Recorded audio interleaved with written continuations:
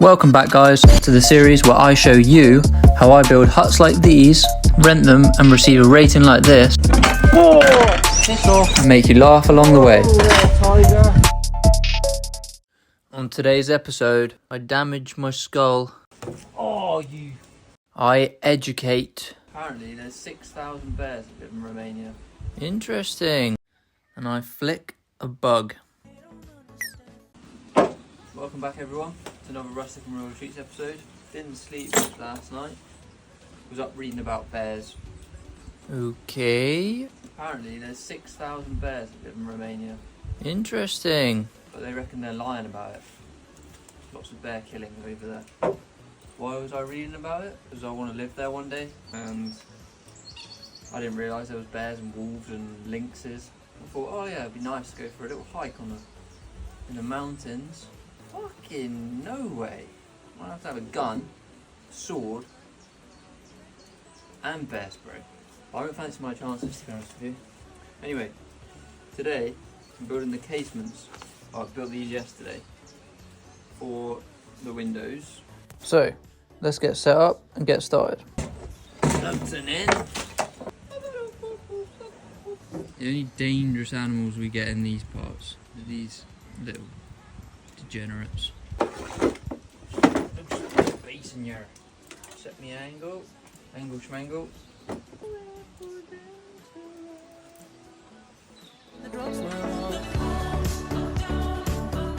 Now I need to take all my measurements for my window casement and then cut them. Let's go test them. Like a glove.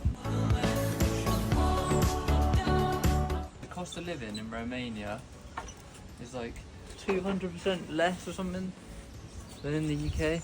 200%. Why would you want to live in the UK? Raining all the time. There's no bears. There's no wolves. I may have made that statistic up, but it sounded right. Check it out for yourself. Go on Numbeo or just type in Google cost of living UK versus Romania. Oh, you. No wonder I'm going bold.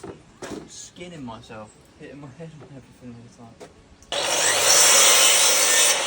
I'm not sure if it was like the whole cost of living, but it was like something. Something was 200% less. Now cut all my pieces, put some space here. So now I've cut all my pieces, I need to mark where my mortars and tenons are going.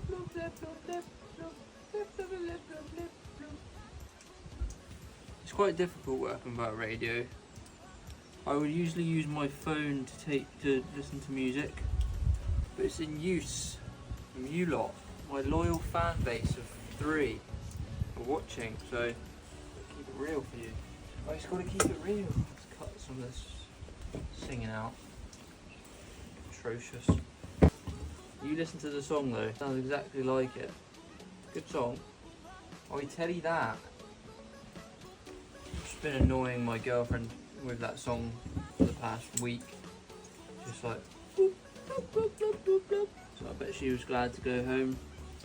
Okie smoky. Okay, so I've marked those out now. Got to mark me tenons at. Ooh heck. Ooh heck. So now I'm using my set square to mark around the whole piece of wood where my tenons are going. Now, got to use this gauge of some kind. Mortise gauge, it's called. Blink. What the fuck?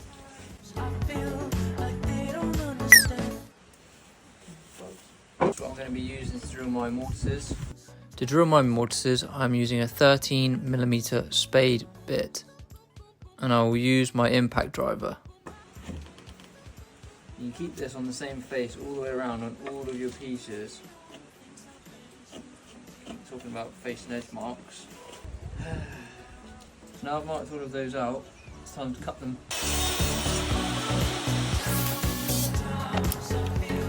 Now what I need to do is cut my haunch. The haunch is an important part of a through mortise and tenon joint. It stops the tenon from twisting in the mortise. Here I am drilling in my mortises using my 13mm spade bit, and then I use a chisel to tidy it up.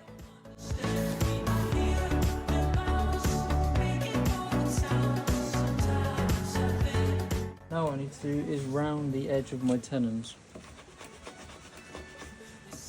It's easier to round the edge of your tenons than to try and square out the mortise, I've found, so it makes it a lot quicker.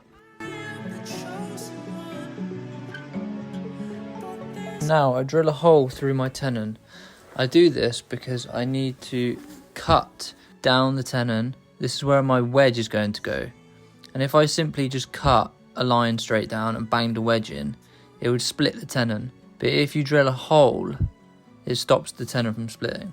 I'm not entirely sure why this works, but I've tested it and it does. Now for the glue up.